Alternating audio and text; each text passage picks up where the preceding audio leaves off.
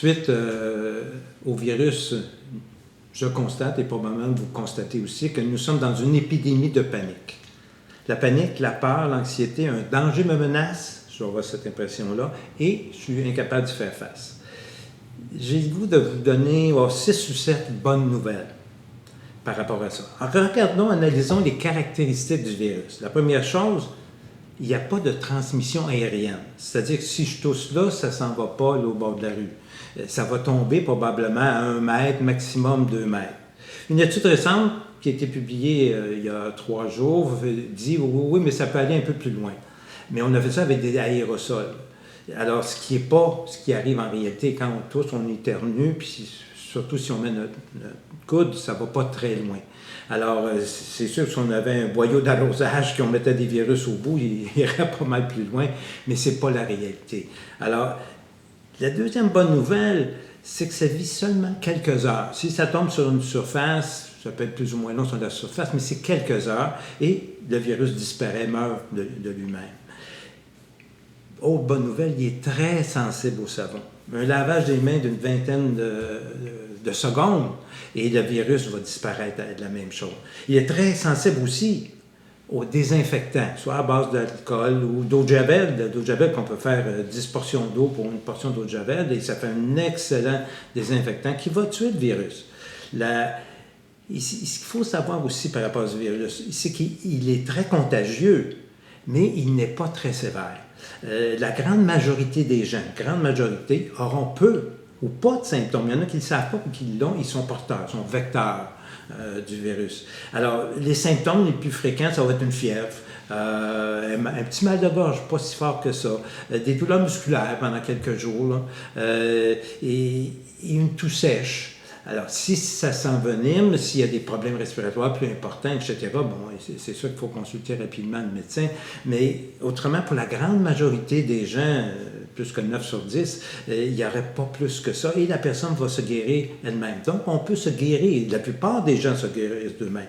Ceux qui se guérissent moins, c'est ceux dont le système immunitaire n'est pas bon, n'est pas fort à cause de maladies chroniques ou de l'âge, etc.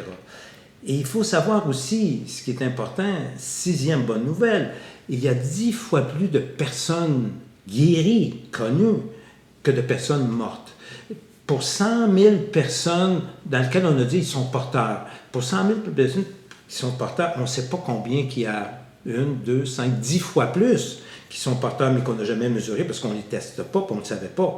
Et il y a 10 000 décès. Donc, il y a 10 fois et plus, peut-être 20 ou 30 fois plus de gens qui sont guéris que ceux qui en meurent.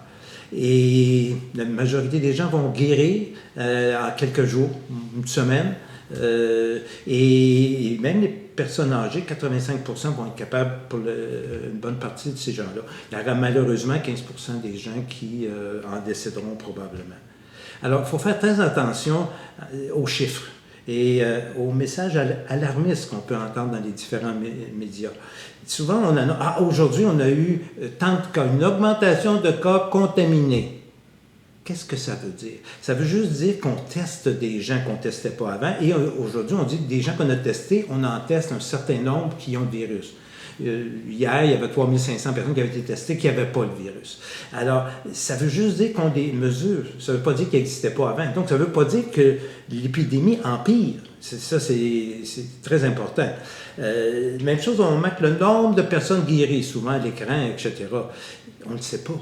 On ne sait pas parce que les gens ne sont jamais rapportés pour dire « j'ai une petite grippe, etc. » Les services de santé publique ne le savent pas et on ne sait pas combien parce que la grande majorité vont guérir par eux-mêmes.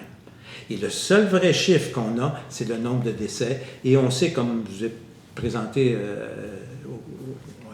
l'antérieure vidéo qu'on a fait,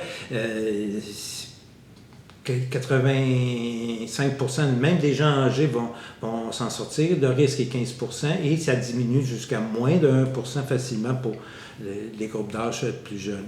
Alors, mettons en pratique les conseils parce qu'ils sont bons, parce que ça va aider à gérer l'épidémie et peut-être qu'il faut moins paniquer.